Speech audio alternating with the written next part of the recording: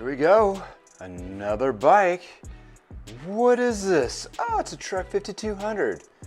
Is this a diamond or it's looking dirty and rough with mixed matched parts?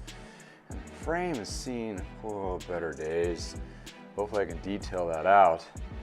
But we will review this bike and to see if it's a diamond or not after this. Welcome to I Know a Guy Bicycles. Welcome to I Know a Guy Bicycles, hanging out with the guy. Hi, I'm Justin the Guy. Obviously, I have a garage shop. Taking scary how to use bikes one bike at a time. If you like these videos, please like and subscribe. Welcome back to I Know a Guy Bicycles, hanging out with the guy. Hey, this is the guy that takes the scary how to use one bike at a time. Hi, I'm Justin the Guy. So we are doing a Trek 5200 classic model. And it's seen some better days. So the question is it a diamond or is it not? So when you're out there looking at used bikes and trying to determine if it's something that's okay, it might be something that can be cleaned up and refurbished and that kind of deal, this would be not a bike for you. Why?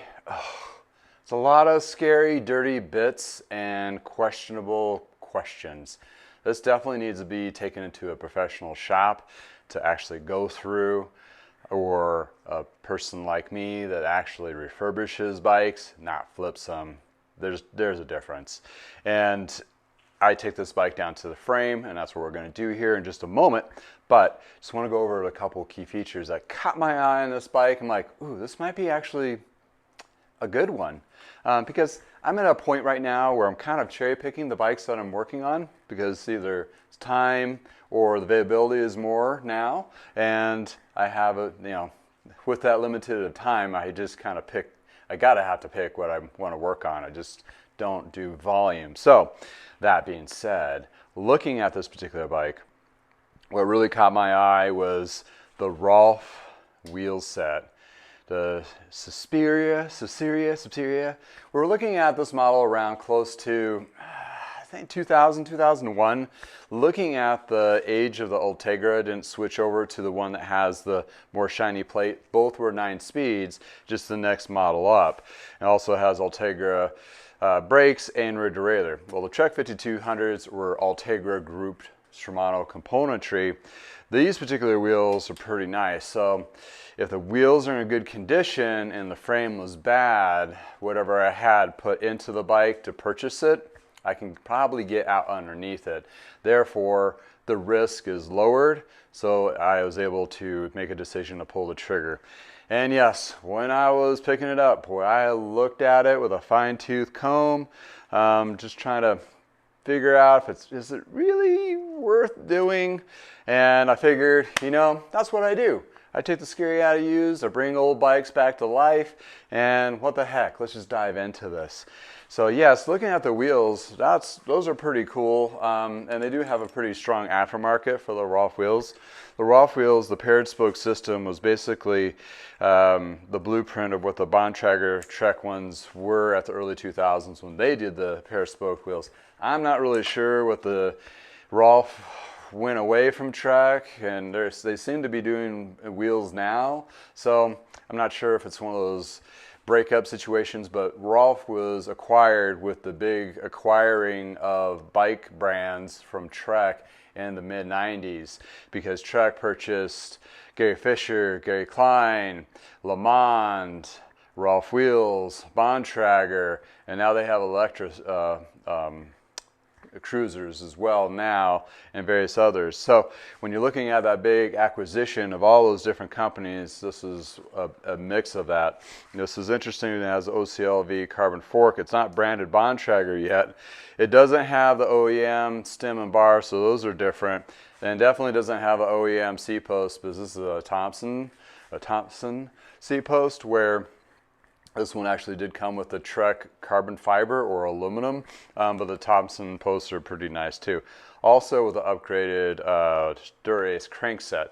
So somewhere along the reign, it was actually upgrades, the C-posts and the crankset. So pardon the interruption, there is more. More you say? Push the more button. Push it. Push it! I dare you to push it! Once you push that button, you get more details about the video you are watching, in addition to all the tools that I use in the shop, as well as suggestion for improving your ride. In addition to help me provide advocacy in the cycling community, also links to other social media accounts as well as my website to find the products I actually sell and other insights in the industry. Other videos linked below. Extend your cycling experience here on YouTube. And now back to your original programming. But anywho, let's start taking a look at this. I just checked the chain. The chain is pretty close to stretch. It's at 0.5-ish. I will put on a new chain just to make it the best experience possible out of the gate. And this is the first time taking these wheels off, and actually it still feels pretty smooth. My experience with the Rolf wheels, if they have not been damaged and just regular wear and tear, they've seemed to be hold up over test of time. Also, since this is an older bike, it does have the original rear skewer, which is kind of nice because a lot of the older bikes turn into trainer bikes and they switch out the rear skewer, and owners don't know where the skewer went to, and it's just, you know, one of those things. I'm trying to make it matchy-matchy and try to find a skewer set. That could be an added cost, but it's not something that needs to be done. I'm just taking the cassette off here. Leverage! Oh, that was on there tight. This does have a Dura-Ace cassette, which is definitely not OEM. So that's kind of a gold nugget there as an upgrade. And when I'm talking about upgrades, you know, over a period of time, people will wear parts out or want to upgrade and they put nicer stuff on it. Especially if they use it quite a bit, they might upgrade the cassette to a Dura-Ace, a top of the line, that kind of thing. So it's a good deal. As in value of a bike, and take note, if you have a used bike and you've upgraded parts on it over time, it's not really going to increase the value of your bike to resell. Unless you put like brand new latest model of Ultegra on it and it hasn't been used, or like a super expensive carbon wheel set. Yes, maybe. Especially if parts, if you took them off the bike and sold them separately, they would have a really high value. Yes, you can include that in the markup of the bike. But if it's like this case, yeah, it has a Dura-Ace crank, but it's still 20 years old. You know, even though it's an upgraded seat post, that does not add that value to the bike. What it does, though, gives it more of an appeal for resale. So you'll be able to sell it, or people will be more intrigued to purchase it with nicer parts on it. So you do get something out of it. Maybe you're a faster sale or get your asking price. But with Bicycle Blue Book out there valuing bikes, and a lot of people are using it as reference, yeah, it's just questionable. So one of those things, if you did put a carbon set of wheels on, like on this bike here, the carbon wheel set is a year or two old, the bike is 20, I would swap out and put the old wheels back on there and sell those carbon wheels separately. Just a little side note there. So the hub on this looks good, and I won't know until I clean the rim really well and inspect it, but these have held up really well. They didn't have the cracking issues like they did with a Bond Trager, because they were just taking away a little bit too much material, that kind of thing. Onto the front wheel. So what I'm trying to get to here is going to take the parts off and going to really clean, wipe down, and inspect the frame in real time here, and determine if I got stung by another damaged carbon frame, or is it something that is actually will clean up. This particular paint job, it's just basic black, but it actually, this paint job back then, it was actually pretty thick, and the clear coats are pretty decent. Oh, this is a very smooth hub. Wow, for its age. Also, the rim wells on these are not too, because it's still pretty flat, not concave from the braking. Also, this is a smaller frame, so most likely it was a lighter rider. Sound of Rolf wheels, and also that pewter look, just yeah, I'm sorry, just kind of got distracted there. And also another thing to take note, the tires are pretty much close to new. So what happened is somebody put new tires on this and obviously didn't write it. So the cost of the tires is a good thing. Yeah, that chain, whew, I don't know if it's it's not a quick link, it has to be a pin. So I'll take this chain off. I won't clean it, but I'll save it to measure the new chain and double check it, of course, but since there's been parts switched out, I want to make sure the chain that I'm putting on is the correct length and I'm not just doing bad on bad, right? So we don't want to recopy somebody's mistake, but we start off with the chain itself. And typically I kind of have a good eye on how much chain linkage is going to be extra for a double versus a triple in this time period, since I just replaced so many of them. If it's really off, then I'm like, whoa, whoa, whoa, whoa, whoa. Hold on here, let's remeasure that. And I might just do that anyway on this guy. And I do cut all the cables. Now these cables and housing are pretty old. I do pull them off for reference for measure to make sure I got the right length, and then I go from there. So here's a good little bit here, and hopefully you can see this. This is like has a crack. So this older gray housing, especially, it starts cracking over time, and that's just age. And what happens is, let's see if I can get it to do it. It will blow out, and when it blows out, it's a splined, coiled kind of compression in there, and once that blows out, you just don't have any shifting. It just takes that micro adjustment and blows it away. So this is definitely toast. So if you do see an older bike that has this gray stuff on it, automatically assume you're going to be replacing the cables and the housing, and it's probably a really good idea anyway, because that's the best way to get performance. I kind of like these little indicators, so I will keep that for sure and put it on the new one if it's still functional. That's kind of nice little feature, so you kind of know where you're at with the gearing, especially in the back kind of deal. And a nice little pewter cage to go with it. So let's dive into this. So I do have an extra rear derailleur that's Dura-Ace. That's a 9-speed, so I might just swap that out to upgrade the rear derailleur to make it a little bit nicer. Of course, that all depends if the frame is still intact. And to figure out the size on these, you can do the measurement, but on these particular bonded frames, they stamp the sizes on the rear dropout of the rear derailleur. So let's take a look at this. So grab my trash can. So you want to do this above a trash can. What I'm doing is scraping off this caked up Teflon, and that really helps the sonic cleaner clean that all off. So you really just kind of scrape it as best as you can with a flat screwdriver, that kind of thing. And usually it'll just like cake right off. Yeah, you can hear it hit the floor or the bucket.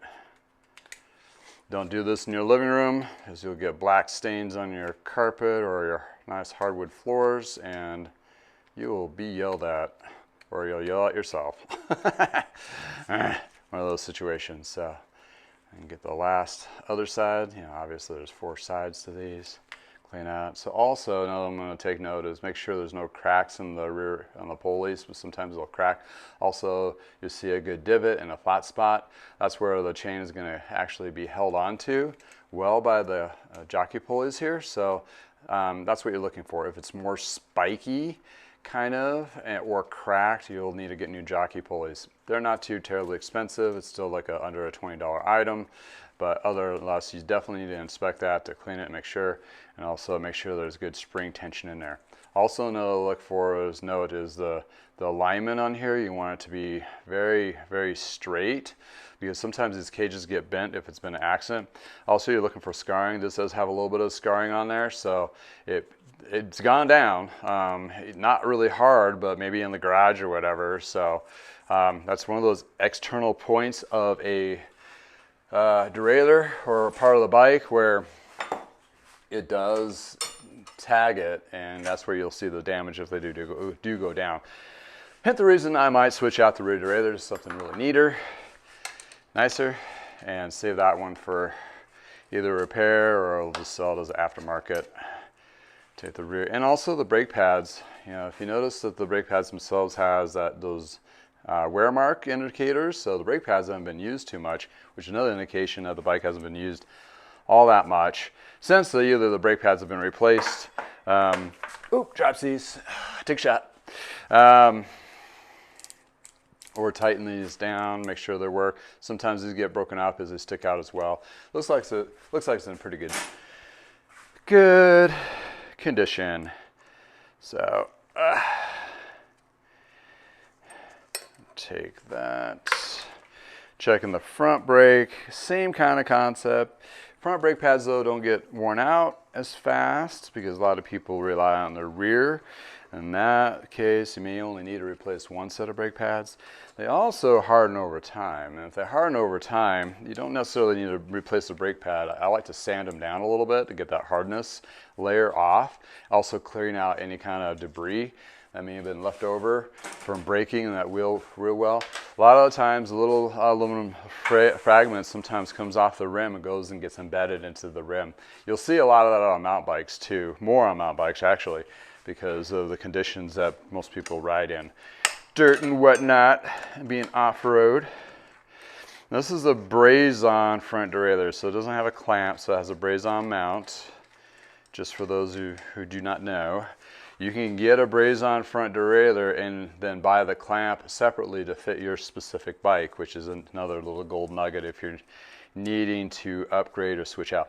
This one is braze-on only. It doesn't have a band clamp spacing for it, so if you need a front derailleur replacement, it has to be a braze-on, like so. Also, it's a double versus a triple, which is a different design. Okay, these do have self-extracting bolt on both sides. I'm double checking because sometimes the little cap, and I'll show you here in a second, the little cap sometimes gets unthreaded and disappears, or somebody monkeys with it and it just gets falls off. Now it's this self-extracting cap here. You'll still see those on a lot of bikes, especially sometimes on the through ones. It's just the bigger version of it. So looking at the chain rings on here, we're looking at those big deep wells and also flat spots and the actual manufacturing groove that is not worn out. So these chain rings are good as long as they're straight. We're in good business. The Dura-Ace, unfortunately, the decal got worn off, but you know, technically you can always tell by the stamp numbers on the back on that guy. And same process for the other side here. This particular bottom brackets for Dura-Ace, if it's a Dura-Ace one, those you can totally take apart, and they do have like caged bearings where you can clean, which is kind of cool. And actually that feels pretty good for considering the age. And this one you can kind of see the Dura-Ace still on there, and that's the cap, that's extracting bolt on there, and the stamp numbers are here on both crank arms. I've had a case where both crank arm sizes were off. Like one was 170, one was 172.5 or something of that nature. You can see those if you zoom in. Some people have a little bit shorter leg, could be in that. Somebody may have took some parts apart and mixed it with another bike by accident, because bike shops get really busy, and those solvent tanks sometimes get several part sets in them. And unfortunately, sometimes that gets mixed. Not all the time. Nowadays, with the ultrasonic cleaner, it's like a one group only, and it's a lot faster too. So, those old chemical tanks, they would have like a little drip pan and a little kind of like a little fountain inside where you can put your parts in and just let them soak. And some mechanics would just throw them in there and turn on the machine and let them soak for a while with that little drip fountain inside there, and that would help soften up all the contaminants. And dropsies, dig shot. Oh, don't want to put those in there. Lose track of my bolts. I need the micro strainer. for the small parts. All right, what I'm doing here is I'm taking, well, I want to take the brazen bolts out anyway for the bottle cage mounts to inspect them and make sure they're in working, functioning order. Also, I want to get all that junk out of the way, cages or whatever, so I can actually take a good look at the frame without any question. Also, you know, just better inspection. And granted, when I work on these, they're pretty tight. Got to wiggle, wiggle, wiggle, wiggle. I do the cleaning, and then there's a polishing process that I do, which this one's going to do an extra layer of scratch and swirl removal. That'll be definitely used. And then I use a compound, and sometimes I use a 3000 grit sandpaper to kind of work out some of those deeper scratches to smooth them out. And the final process is the polish from Adams. All those products work really well, and that really kind of best chance to get the frame back to a better life. Some I can tell by some of the scarring has already kind of got to the decaling, so it all depends. And it's super dirty, so without further ado, let's do some cleaning and see if we can take the scary out of used. All right, so Purple Power is diluted by 50-50 water and Purple Power. I don't use it straight. Always wear gloves when you're using chemicals like this for cleaning, even how light they might be. It's a safety thing.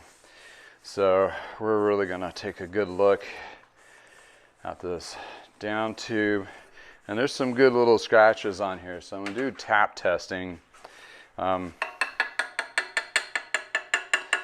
Over the deeper areas that are scratched, because I'm listening for a thud sound. If that thud sound is there, that means the carbon's been compromised, and then it needs to be repaired.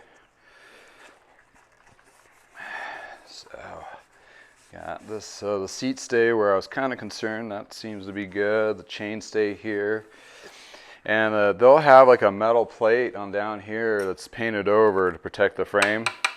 That's actually aluminum. That's just for chain stock and protect the carbon, that kind of thing. So you'll see that, but don't be alarmed. It's like, is that a weird bubble of underneath the paint? Sometimes they're exposed, so you can actually see what it is. And if everything's adjusted correctly and working right, you really technically don't need those, but it was a good safety thing back in the day. Because those days, they had a lot of chain drop issues, kind of deal. All right, I got some chunkage on this side.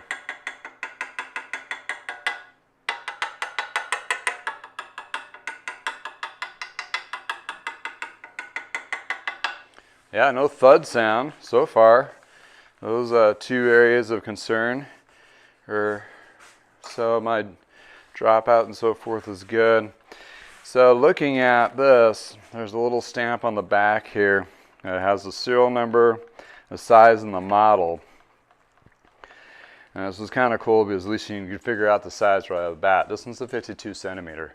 So if you measure, a lot of times a 52 centimeter, these older models will pretty be close. 52 collar to center, and 52 top tube, so it's square. Therefore, a lot of the manufacturers now have a shorter top tube, so trucks back in these days are known for a little bit longer top tube. So they didn't really do the compact thing back then, compact frame. So, all right. And got some garage scrapage, but it does have his head badge, which is nice. Don't have to order an old one of those. No, wow. It's like I'm feeling this, and I feel like, you know, a lot of roughage from like scratched up clear coat, but nothing that's catching my cloth to be concerned. A lot of this areas I might be able to clean up and maybe touch up if I really get into it. It really is hard to damage a carbon fork because they put a lot more material in them. Not to say that hasn't happened, but there's a lot more material. So those are pretty darn strong. Yeah, don't poke my eye out. All right. So I think this side's looking pretty good. I mean, structurally, as in the paint goes. This will be a good testimonial if I can get this paint to really pop. And I do inspect from both sides initially to see if there's any issues. Kind of just really focusing on one area at a time. If I see something, check it. Yeah, that sounds good.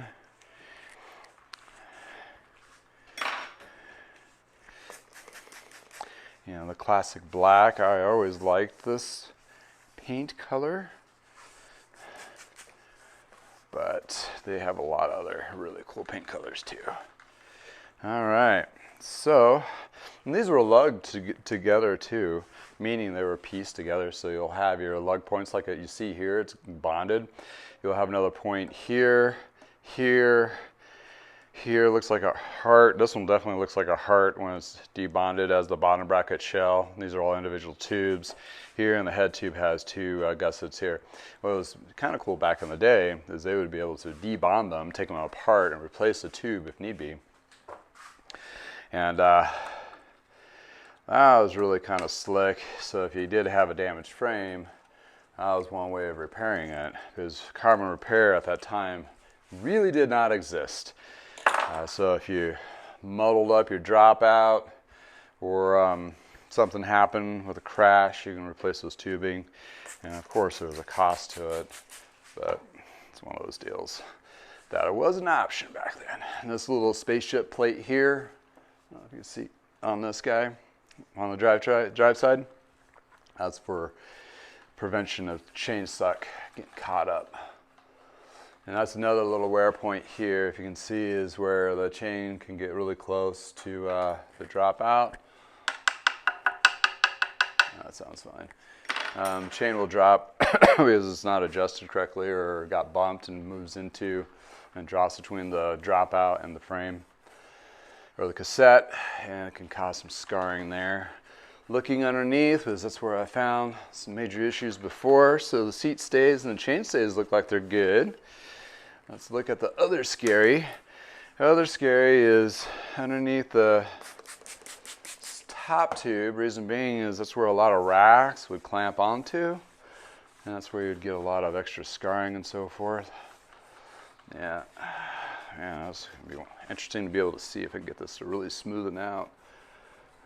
I got some road debris, tar, or what have you. So that's where the serial number is there.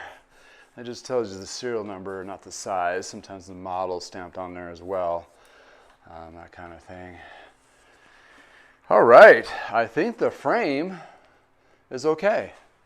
And granted, you know, once I do the polish, I'll be going over it through a couple more times with more intense light with my Super Geek glasses. But this is just the initial, make sure I'm not getting myself into any major issue. First glance, you know, black with polished aluminum drops with a nice polished aluminum Cane Creek headset, this was actually a cartridge bearing, which is nice. This is actually pretty smooth. Does have the 26.6 bar and stem, but you know, it is what it is. You can still get replacements of those. So other than that, we're actually doing pretty good. So we'll do cleaning of the parts and detailing frame, do a little overview there, and after that we'll do a conclusion. Yeah, let's get into this. Time to get our elbows dirty. Ooh, these are beautiful. They will clean up beautifully. Yes. Yes. Yes.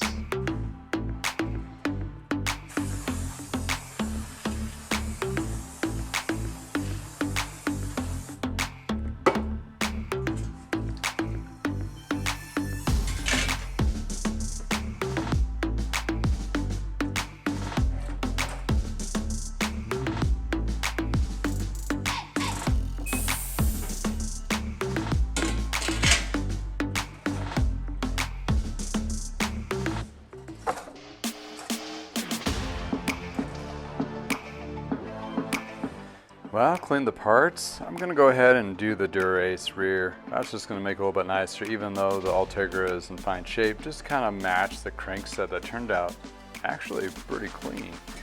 Front derailleur's Ultegra. You're not gonna notice the difference between Ultegra and Dura-Ace anyway. And the little bits are all cleaned as well. The brakes came out beautifully. Just need to be duped up and ready to go. But oh wait, why is there 3 shifters? Well, yeah, the front one, after cleaning and lubing, does not shift very well. Luckily for me, I have this guy, which is actually a single left, that matches the right, so therefore, yes, it needs a new front shifter. So that's gonna be the dud of the situation so far, but other than that, the wheels turned out immaculate, both front and rear, with the new tire, and the frame actually not too bad considering how rough it was.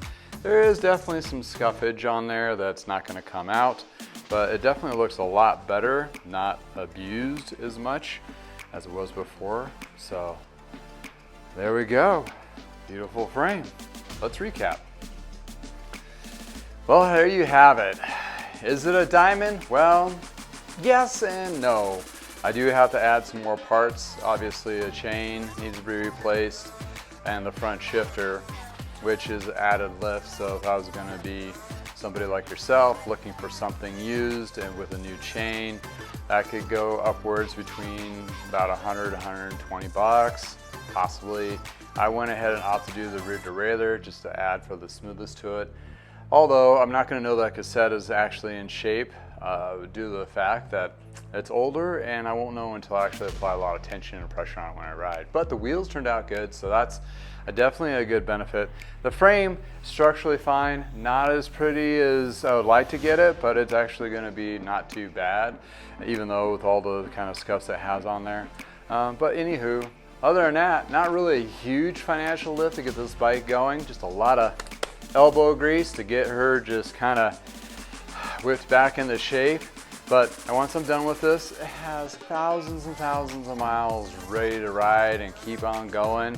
And for a full carbon bike with Ultegra Dura-Ace, with these spectacular Rolf wheels, definitely gonna be the talk of the town. Even though it might look a little rough, hey, under $1,000, you can't ask for more.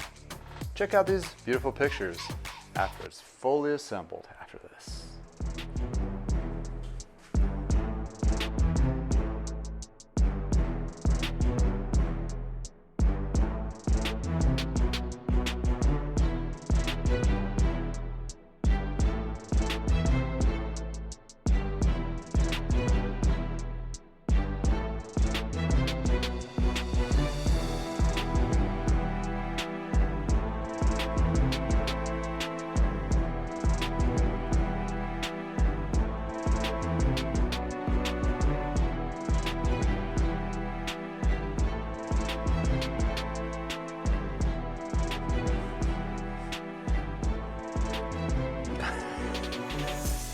I swear every time ooh, there's an earthquake. Yeah, okay, settle down. Okay, you ready? All right, maybe.